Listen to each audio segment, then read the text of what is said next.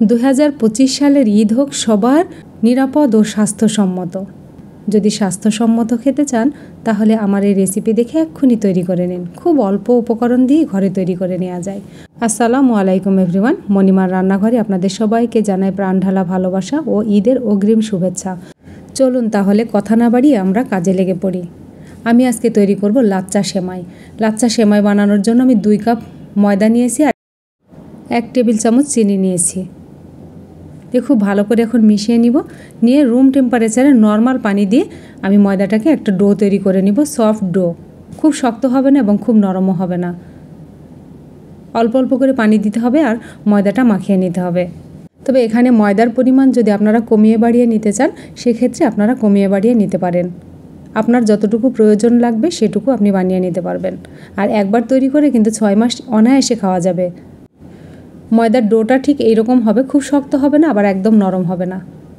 এবার ঢাকনা দিয়ে ঢেকে রাখবো 10 মিনিটের জন্য। এবার একটা বড় প্লেট নিয়েছি, সেটার মধ্যে তেল দিয়ে দিব প্রায় 2 কাপ পরিমাণ। তবে হ্যাঁ, যদি আপনারা চান ঘিয়ে তৈরি করবেন সম্পূর্ণটা তাহলে করতে পারেন। আমি তো এত বড় লোক না, সেই জন্য আমি তেলের মধ্যে 1 টেবিল চামচ ঘি দিয়ে দিব। তার আগে 1 কাপ কর্নফ্লাওয়ার দিলাম। কর্নফ্লাওয়ারটা মাস্ট দিতেই হবে। আর 1 টেবিল চামচ ঘি দিয়ে দিলাম। বাজারে যেমন বলে ঘিয়ে ভাজা লাচ্চা সেমাই, এটাই হচ্ছে সেই ঘিয়ে ভাজা লাচ্চা সেমাই। তেলের সাথে কর্নফ্লাওয়ারটা খুব ভালো করে মিশিয়ে নেব। এই যে দেখুন কি সুন্দর হয়ে গেছে, কমপ্লিট হয়ে গেছে গুলে নেওয়া। এবার ময়দাটাকে আমি ভাগ করে নেব। আমি এখানে 4টা বানাবো। 2 কাপ ময়দায় আমার 4টা পরিমাণ হবে। দিয়ে হাতে খুব সুন্দর করে একটা লেচি করে নিয়ে ডোনাটের মতন করে নিলাম। দেখে বুঝে নেবেন আমি কিভাবে করছি। এবার তেলের মধ্যে ছেড়ে দিলাম। সবগুলো আমি একইভাবে তৈরি করে আমি তেলের মধ্যে ছেড়ে দেব। আর তৈরি করা যেমন সোজা, লাচ্চা সেমাই খেতে তো ভীষণ মজা। এই যে তৈরি করা সবগুলো কমপ্লিট হয়ে গেছে। এবার দিয়ে দিলাম সবগুলো। দিয়ে এখানে আমি এখন 30 মিনিট রেখে দেব। আর এই 10 মিনিট পর পর এভাবে চামচ দিয়ে তেল আর কর্নফ্লাওয়ারের মিশ্রণটা আমি এভাবে ডোনাটের ওপর দিয়ে দেব। এই ময়দার ওপরে দিয়ে দিতে হবে। 30 মিনিট হয়ে গেছে। 30 মিনিট পরে আমি ফিরে আসলাম। এবার হবে ম্যাজিক, এবার হবে লাচ্চা সেমাই। আমি তো অবাক হয়ে গেছি, এত সুন্দর হয়। আমি যদিও প্রথম বানিয়েছি, খুব সুন্দর হয়েছে। আর এরকম করে আপনি প্রত্যেকটা ঘুরিয়ে ঘুরিয়ে এরকম করে পেঁয়াজ দিয়ে রেখে দিতে হবে। আর খেয়াল রাখতে হবে প্রত্যেকটা যেন একই সমান পেঁয়াজ থাকে। হাত দিয়ে যেমন আমি ঘুরিয়ে ঘুরিয়ে করছি, এরকম করে ঘুরিয়ে নেবেন এবং প্রত্যেকটার পেঁয়াজ যেন সমান থাকে। কম বেশি হলে কিন্তু ভালো হবে না। এই পেঁয়াজগুলো 15 থেকে 20 বার দিতে হবে, সেটা কিন্তু মনে রাখতে হবে। আর একটাও যেন কম না পড়ে। একটা বাদ পড়লে কিন্তু ওটার সাইজ ভালো হবে না, মোটা চিকন থেকে যাবে। আর আপনি কতটা চিকন করবেন সেটা নির্ভর করবে আপনার তৈরি করার ওপরে। এই যে দেখুন লাচ্চা সেমাইয়ের শেপ চলে আসছে।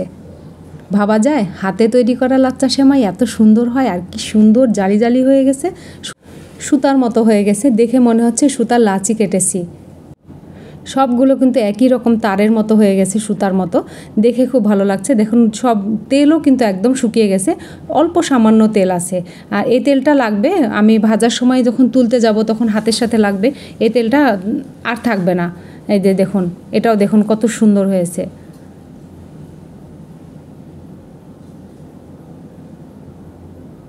একদম সুন্দর হয়ে গেছে। এবার ভাঁজ দিয়ে নিব। সবগুলো একই রকম হয়েছে। সব রেখে দিলাম। দিয়ে এবার আমি একটা প্লেটের ওপরে নিয়ে নেব। তেলের পরিমাণও দেখছেন, প্লেটের ওপরে কিন্তু কোনো তেল, এক্সট্রা তেল আর নাই। এখন যেটুকু আছে সেটুকু লাচ্চা সেমাইয়ের সাথে আটকে আছে। গরম তেলে ছাড়ার জন্য এরকম একটা প্লেট লাগবে। প্লেটের ওপরে আগে আমি তেল মাখিয়ে নিলাম যাতে সেমাইটা নামাতে সুবিধা হয়। তুলে নিয়ে এবার হাত দিয়ে একটু শার্ট করে করে দিতে হবে যেন একসাথে জমে না থাকে। জমে থাকলে কিন্তু ওটা ভালো মতো ভাজা হবে না।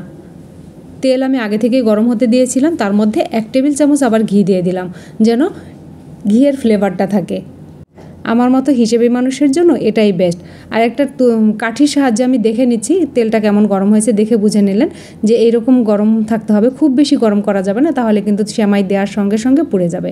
আর এইভাবে নামিয়ে দিতে হবে। দিয়ে কাঁটা চামচ দিয়ে সঙ্গে সঙ্গে চারিদিকে যেগুলো মেলে আছে সেগুলো গুছিয়ে দিতে হবে এবং ভেতরে যেটা ভাঁজ হয়ে আছে সেটাকে শার্ট করে দিতে হবে।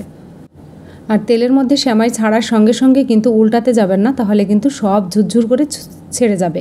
এটা একটা শক্ত শেপ আসবে যখন, তখন উল্টাতে যাবেন। এই যে দেখুন আমি কিভাবে উল্টাচ্ছি, আর খুব সাবধানে উল্টাতে হবে যেন ভেঙে না যায়। ভাজাটা আপনার পছন্দের উপর নির্ভর করবে। অনেকে হালকা ভাজা পছন্দ করে, অনেকে কড়া ভাজা পছন্দ করে। আর বাজার থেকে কিনে নিয়ে আসা সেমাইগুলো আমার বরের জন্য আবার ভেজে তারপরে দুধের মধ্যে ভিজাতে হয়। সেজন্য আমি বাসায় যেহেতু তৈরি করছি, সেমাই যেহেতু বাসায় তৈরি করছি, সেজন্য আমি একটু কড়া করেই ভেজে নিচ্ছি, যেন দুধে ভিজানোর সময় আমার আর ভাজতে না হয়। আপনারা চাইলে হালকা করেও ভেজে নিতে পারেন।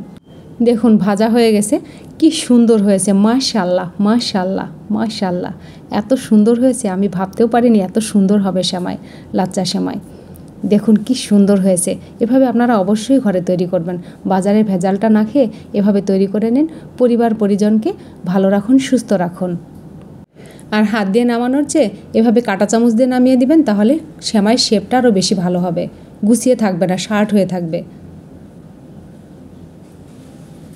চারিদিকে যেগুলো ছড়িয়ে আছে সেগুলোকে আমি সেমাইয়ের মধ্যে তুলে নিব, আর ভেতরে যেটা ভাজ হয়ে আছে সেটাকে আমি শার্ট করে দিচ্ছি। দেখুন কিভাবে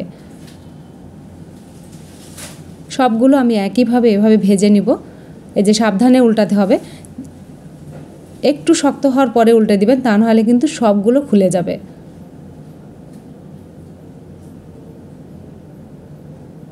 এটাও ভাজা হয়ে গেছে, আমি তুলে নিব এবার। ঠিক একইভাবে সবগুলো আমি ভেজে তুলে নেব। দেখুন কত সুন্দর হয়েছে। আপনারা যদি চান তাহলে হালকা করে ভেজে নিতে পারেন।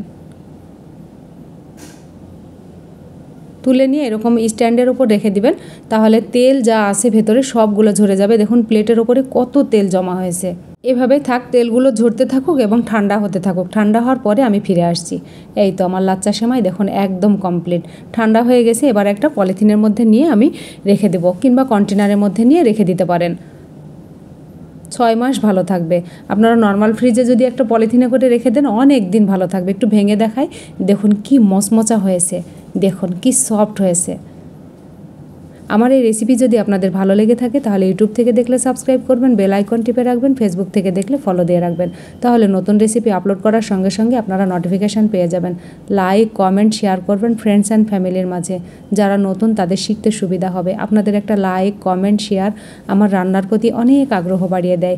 আগামী রেসিপি নিয়ে আসা পর্যন্ত আপনারা নিরাপদ সুস্থ সুন্দর থাকবেন, আমাদের জন্য দোয়া করবেন।